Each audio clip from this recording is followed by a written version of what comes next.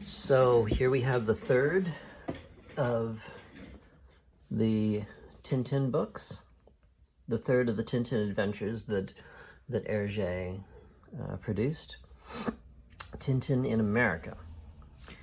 And I have here the hardcover of the black and white facsimile, the original version of it that was collected in book form from the black and white strips that would have appeared serialized in Le Petit 21.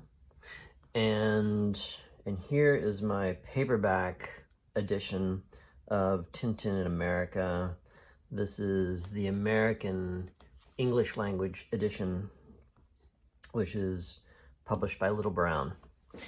And this is another one that I did not read as a child. I didn't get a copy of it until I was an adult. And actually, when I was reading these as a child, this one was, I don't think it was available until a little bit later on. And I might have still been a kid when it came out eventually in an American English release. But I remember getting this. I was maybe in my late teens. I managed 18, 19, maybe 20. It was around that time I managed to collect all the volumes that I didn't have as a kid, with the exception of the first two, In the Land of the Soviets and in the Tintin in the Congo, which, as I said, never really had a proper American release. But I'd sort of rounded up my collection, got all the missing volumes that I didn't have as a kid, and was able to read all the stories straight through. And this one would have been the first of those. So this would have been the earliest of the adventures that I would have read at that point. And like In the Land of the Soviets and Tintin in the Congo, this isn't one of my favorite adventures. It's still pretty, not very good story-wise. The art in this color edition, this is redrawn for the color version. It was one of the volumes that Hergé redrew in the 1940s. So the art is not bad. It's up to his mid-40s level of drawing, which was pretty good. And not quite as good as it was to become maybe at the high point of Tintin, which would have been, say, in the 50s or 60s. But still, he was he defined his style at this point. Tintin looks like the Tintin that we know and recognize, and it's much better than the original black and white. The black and white is still pretty rough. As so far as the drawings go, we can take a quick look at it. It's a little bit better than in the Congo and In the Land of the Soviets, but you know, still not great.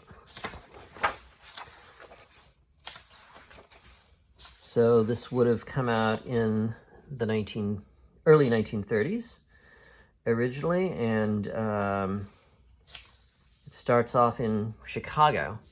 And we'll get into the story as we look at the color version. But just to sort of compare it, the artwork, I mean, Tintin's looking a little bit more like the Tintin we recognize, with his cap and his +4s and his trench coat, but he's kind of got that, you know, golf ball-like head.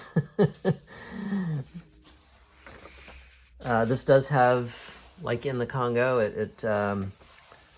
when the black and white strips were collected in book form, Hergé drew some color plates, full page color plates to go along with it.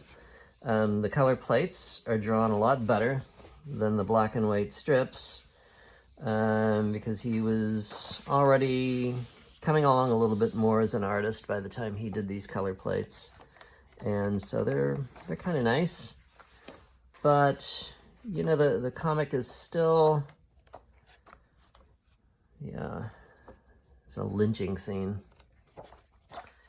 Still pretty rough, and if you're used to the Tintin of the 1950s and 1960s books, this is, you know, not as enjoyable a read.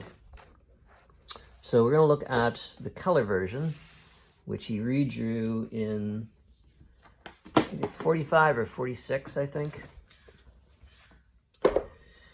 And on the back, so the backs of the American editions show all the volumes that were available at that time, the time that this particular edition was released, and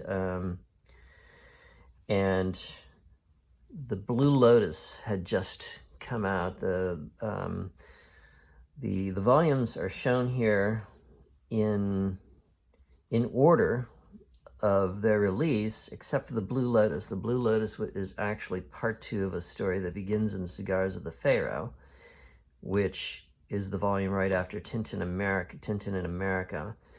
And so it looks like the Blue Lotus had just been added to the catalog when this particular edition was printed. They weren't able to fit it into their nice 4x5 grid here. And so they just stuck it up there on the top. So that would have been a new edition. Okay, so let's take a look.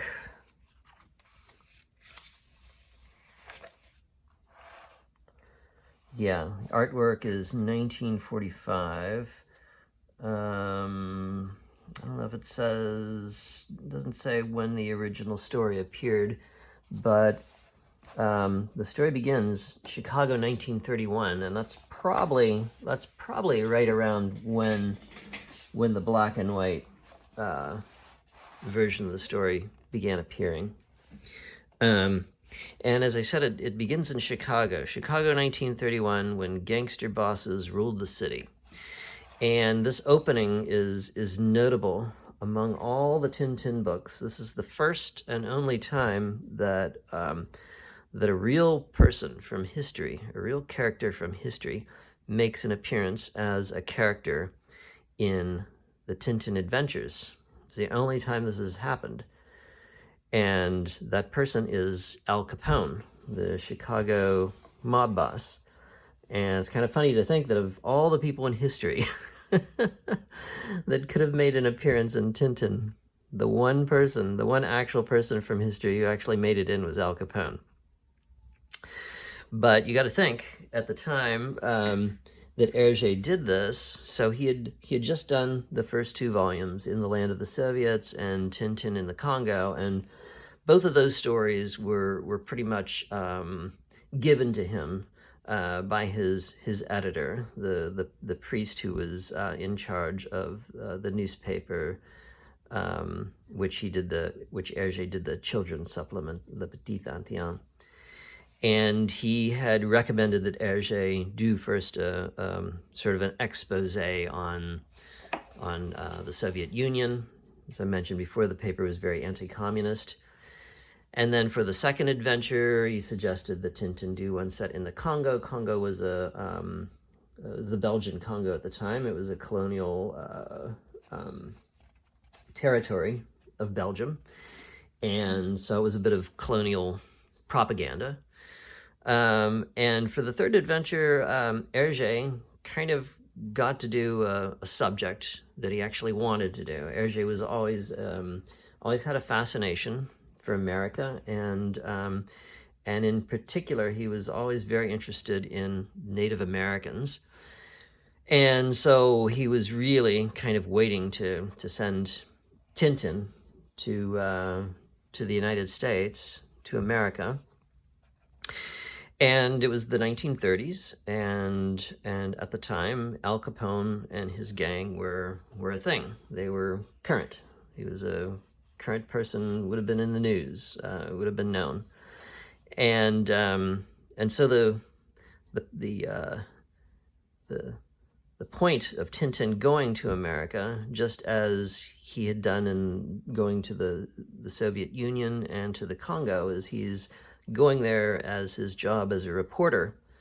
But the funny thing about this story is he's going there to clean up Chicago. That's why he's coming. In fact, we can read here, Al Capone is telling his men, and I really like the way it's written. It's written in a sort of a, I guess, an American gangland dialect. Right, you guys, listen and listen good. Tintin, world reporter #1, is coming here to clean up. That's tough on us, and I'm not kidding. He busted my diamond racket in the Congo and landed my pals in the cooler. So here's the score. Not one single day does he spend in Chicago, okay? So that's another thing that I forgot to mention, is this actually ties into the previous volume, Tintin in the Congo. At the near the end of that adventure, we learn that the villains are actually working for Al Capone, that he's running some sort of diamond smuggling racket in the Congo. And so this is alluding to that right at the beginning of this adventure. When I read this, I hadn't read the Congo, and I might have known about it. I think I read about these two other volumes that had not come out in the United States. And so this is like a tantalizing little clue to that previous volume that I wouldn't really be able to read for many years still. I like the furniture that he always he would really do a good job with furniture, this sort of modern looking office chair, swivel chair. And then along the side here, he's got his champagne and an ice bucket and a gun and a deck of cards there, all the symbols of a gangster. So it's absurd. The idea, that the whole idea behind this volume is that a teenage boy reporter from a Belgian newspaper is going to come to Chicago to clean up. That's the whole point of the adventure. So he gets off the train, and right away he's trapped in his taxi, but he manages to escape by means of an absurd ploy. He says, "Lucky I packed the right kit." He's sawed the door off the cab while the guy is fixing the tire, and manages to escape. So this is very much like the Congo and Soviets, where the gags are pretty ridiculous. Of course, he would have been carrying a saw in his suitcase for just such a possibility. All right, so more. So we have a nice chase here in cars, and he's standing on the, what do you call this? The running board, the sideboard of the car. We get into an accident, and he's taken to the hospital. He's released the next day, and no sooner is he released than he falls into a trap. Whoever has set the trap for him clubs him, knocks him out, takes him upstairs, and who should appear but Al Capone himself. So the famous reporter, the little kid with big ideas, like he's gonna make war on Al Capone, on me, the King of Chicago.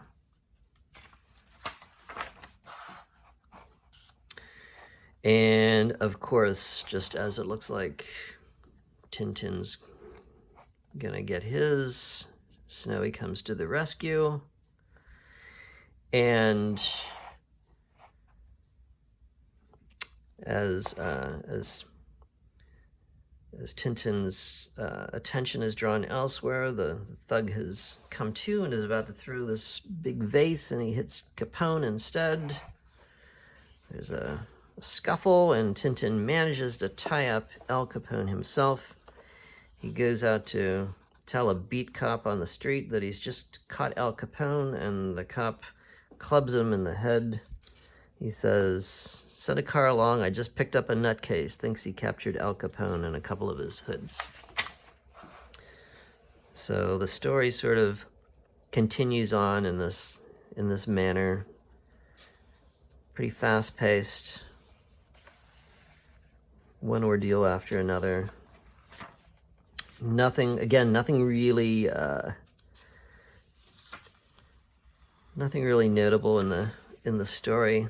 This is a nice scene though, right here. As I mentioned before, he didn't often do these larger panels. When he departs from the 4-tier grid, it's usually for something kind of interesting, and this one here, you don't normally see this kind of perspective. If you look at the Tintin cartoons, they're very flat. They're usually mid-range shots. Not a lot of close-ups. Not a lot of unusual angles like this. So when he does it, it's usually very effective, and I always like that. Okay. More dilemmas. So here we see the main villain of the story is this gangster Bobby Smiles. He says he's the boss of the rival gangs fighting Al Capone, and he tries to enlist Tintin. Of course, Tintin will have none of it, and so, down he goes through a trapdoor in the floor with the touch of a foot switch. Tintin gets thrown into the river, or I'm sorry, Lake Michigan.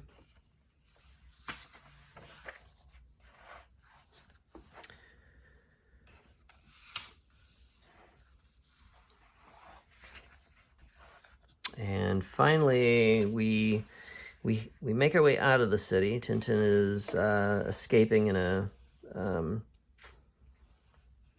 disguise, and the story leaves Chicago for the countryside. And so now we have a chance for Hergé to explore a bit of his pet fascination with Native Americans, and as we'll see, although he doesn't draw them quite as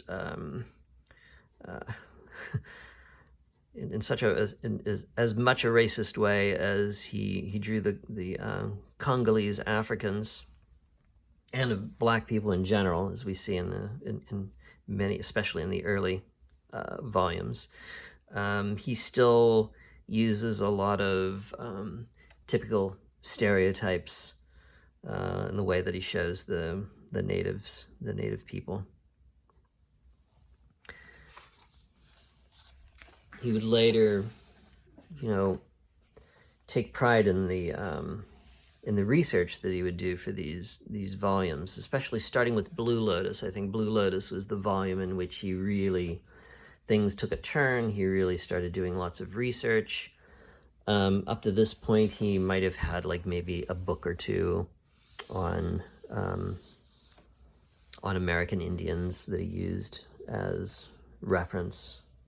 So again, we get a very cartoonish,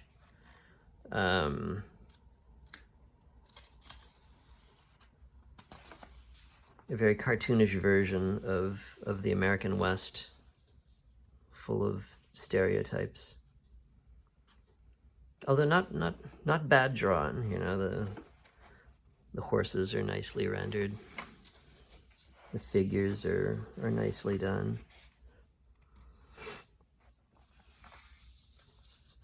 And here, now, Tintin, in pursuit of Bobby Smiles, has become a captive of this particular tribe,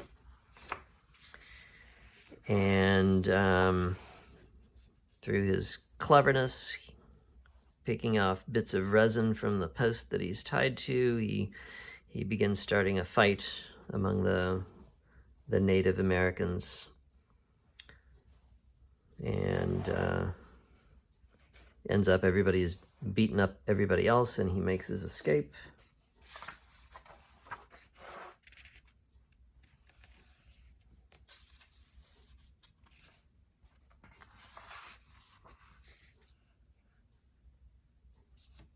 Very much like the Congo, one gag sequence after another. It's very similar, actually, the way the story reads. Now this sequence here is probably one of the more notable ones of this volume. So he's trapped in these tunnels that he's hidden away in, and they've placed a big boulder on top of one of the tunnel entrances with a guard there to be there in case he tries to emerge. And so he decides that he's going to try to dig himself out another exit. And as he and Snowy are busy digging away in their tunnel, they come across something that feels damp and has a funny smell. And the next thing we know, we see a torrent of oil burst forth from the ground, first pushing the boulder and the Indian on top up into the air, and then up comes Tintin and Snowy. He realizes that he's just struck oil. And no sooner does that happen than a representative from an oil company runs over and makes him an offer. Sign here, $5,000 for your oil well. He tells them, how did you know? It's been less than 10 minutes since it blew. And then he's besieged by one representative after another, each trying to outbid the other. And finally he says, I'm terribly sorry, gentlemen, but that oil well isn't mine to sell. It belongs to the Blackfoot Indians who live in this part of the country. He says, well, why didn't you say so before? And the first one comes over to the sachem and says, here, Hiawatha, $25 and half an hour to pack your bags and quit the territory. So the Native Americans are marched out at the point of bayonet. 2 hours later, construction has began. 3 hours later, a cactus and petroleum bank is rising up. And the next morning, we have a whole urban congestion happening here. What's all the fuss? Hey, don't you know fancy dress is forbidden in town? So this was Hergé's comment on American society, American capitalism, and the rush for riches that he perceived as being a particular thing with Americans. All right, so we have trains, lots of trains in Tintin comics. I kind of like this sequence. Of the silly gags, I kind of enjoy this one. I don't know why. Some of them I just find kind of stupid and silly. This one I giggle about every time I see it. So the train is hurtling forward, and there's an old kind of a hayseed type on his wagon, on his cart, crossing the track just as the train plows through. The wagon has been completely decimated. Even the horse is looking back, wondering what happened to the guy on the cart. Tintin looks over, and there he is. He's on the coal car.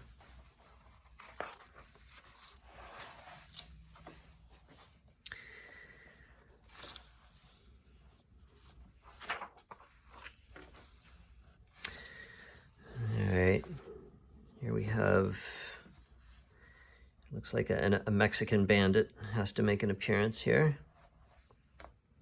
And then Tintin finds himself the victim of a lynch mob. Another thing that Hergé was probably, another cliche or American stereotype he was probably itching to put in. It's kind of gruesome. He gets strung up, but then the rope breaks, and it's taking forever for them to get it right. They can't seem to. Every time they try to lynch him, they can't seem to do it, and then pretty soon everybody gets angry and they begin fighting with each other, just like with the Native Americans, and this allows Tintin to make his escape.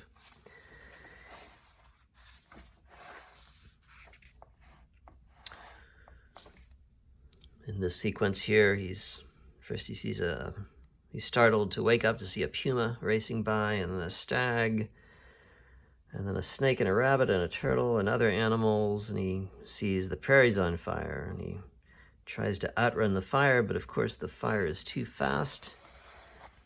Jumps in the water just in the nick of time.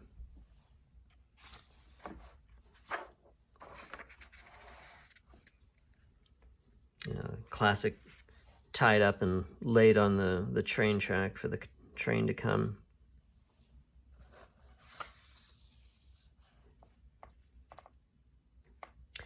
And he's saved because a little old lady in the train has pulled the brake alarm because she saw a puma attacking a deer. And she's a member of the American Association of Animal Admirers, and she positively insists that somebody do something about it right now. And this, of course, saves Tintin. The train stops right before it's about ready to run him over. And Bobby Smiles, who thinks that he's finally seen the last of Tintin, reads in the newspaper, "Miraculous escape." I like, the villains always have some sort of some oath or swearing that they do, and this one says, "Alcatraz, back to square one." All right, so trying again to figure out how to get rid of Tintin.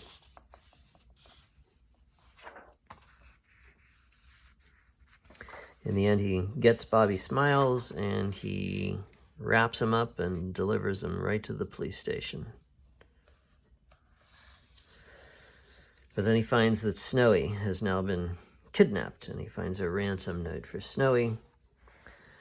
And we have a detective comes to see him, and he's this is a good sequence here. "You're Tintin? Okay. Someone took your dog. Ransom. You're stuck, huh? Right, ain't I? Good, see? Nobody can fool me for one instant. No siree. Let me introduce myself. Mike McAdam, hotel detective." "How do you do? Mind if I begin detecting?" "Right, here's the picture. Your dog's asleep. Someone comes in, chloroforms the pooch, puts him in a sack. The kidnapper is 33 years and 6 weeks old, speaks English with an Eskimo accent, smokes paper dollar cigarettes, wears an undershirt, and has matching garters, easily identified by a tattoo mark on his left shoulder blade. The kidnapper has a slight limp with the right foot, cut himself trimming a corn the day before yesterday.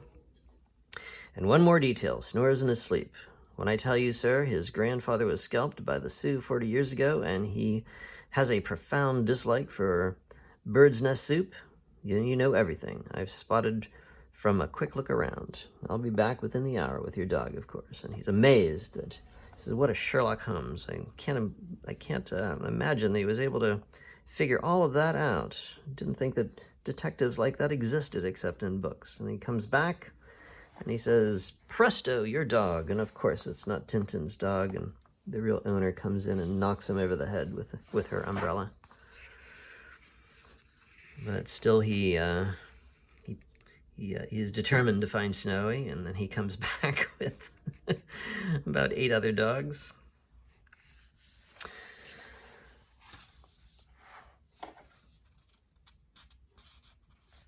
Tintin decides he's going to figure it out for himself.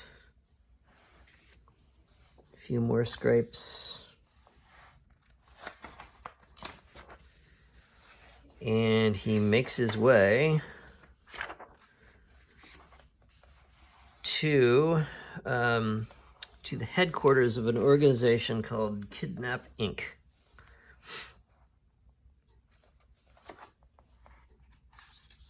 And there he finds Snowy chained up in a dungeon.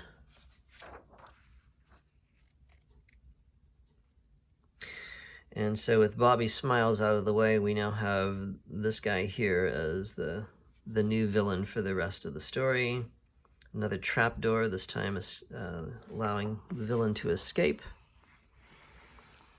And Tintin next makes his way to a place called the Grind Cannery, a meatpacking place.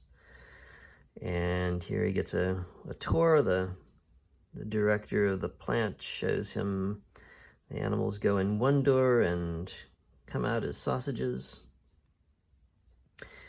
And he leads Tintin up a ladder to show him how the processor works. And as he's leaning over the railing, another button is pushed, the railing gives way, and Tintin falls into the meat grinder.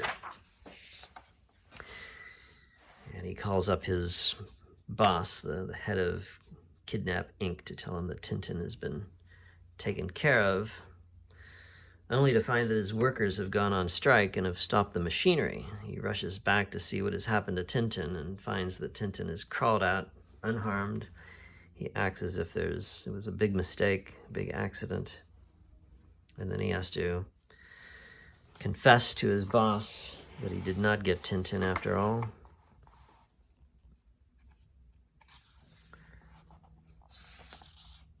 When Tintin, disguised as a bellhop, confronts the boss, he's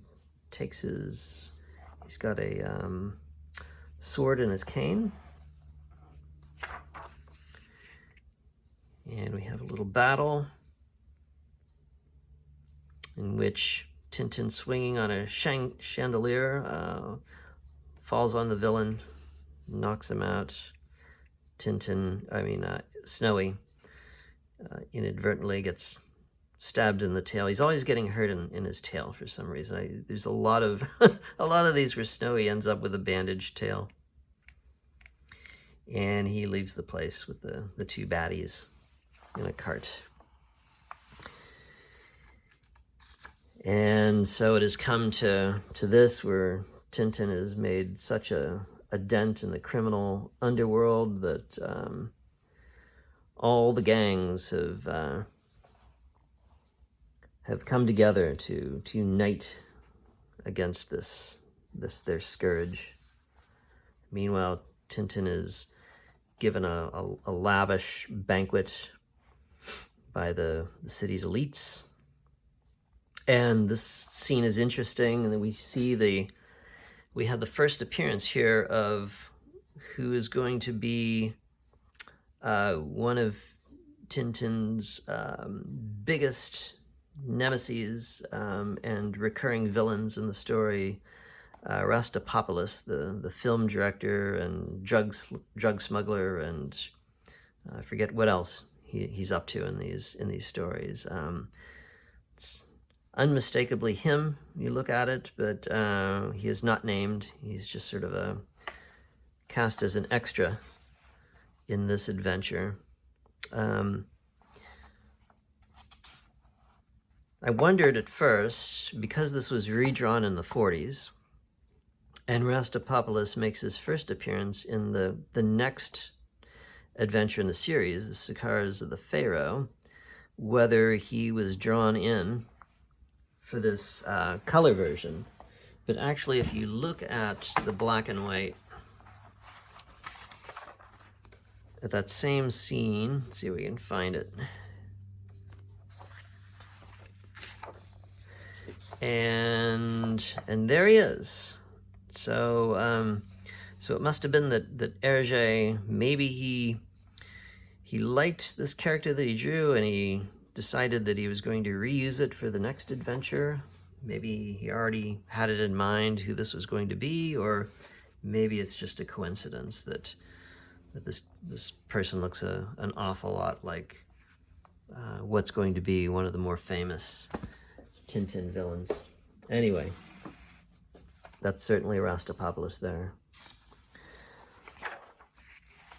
So the banquet is is interrupted. Somebody pulls the light switch, and Tintin has vanished again. He's been kidnapped once more. We're almost at the end of the adventure, but the fun doesn't stop until the very last minute, and so the hotel detective is on the case again. Snowy is nabbed, thrown down into a cellar. And here we see the last of the criminal bosses that Tintin will have to face in this adventure. And he's going to get thrown into Lake Michigan once again through a trapdoor with a dumbbell. These big weights chained to his ankle. They throw him in, and the villains think they've finally gotten Tintin, and we cut to the mighty Mr. Billy Bolivar, the great Bolivar, a famous strongman, who's going to demonstrate his strength by lifting his dumbbells, and he tries and he can't lift it. He says, "What sort of stunt is this? Please, sir, it isn't my fault. I don't understand. Someone switched my wooden weights." Turns out that Tintin has got the fake weights. And so he is not drowned after all, but floats to the surface just in time for a police boat to catch him. But of course, it's not a real police boat. They're in the pay of the baddies, and Tintin has to fight his way out once again. This is kind of a nice, a nice action sequence. He's throwing the dumbbell at them like a bowling ball. Even this to reinforce the gag. I like that. And then finally, the last panel, I love this. He says, he walks into the pilot house. "Okay, pilot, what'll it be? A quick trip to the nearest police post with you at the helm, or a brief encounter with this?" He points to the dumbbell. "And don't try to pull a fast one, I'm watching you." And the pilot says, "You must be Billy Bolivar." And we end with a radio broadcast trumpeting Tintin's success in cleaning up Chicago, and he has his ticker tape parade, and he boards the ocean liner on his way back to Europe. Again, as he's heading to Europe, not to Belgium. So again, Tintin has become much more general. A European rather than a Belgian in particular. And he says, "Pity, I was almost beginning to get used to it." And that's it for Tintin in America, the third in the 24 adventures. And next time we shall take a look at Cigars of the Pharaoh.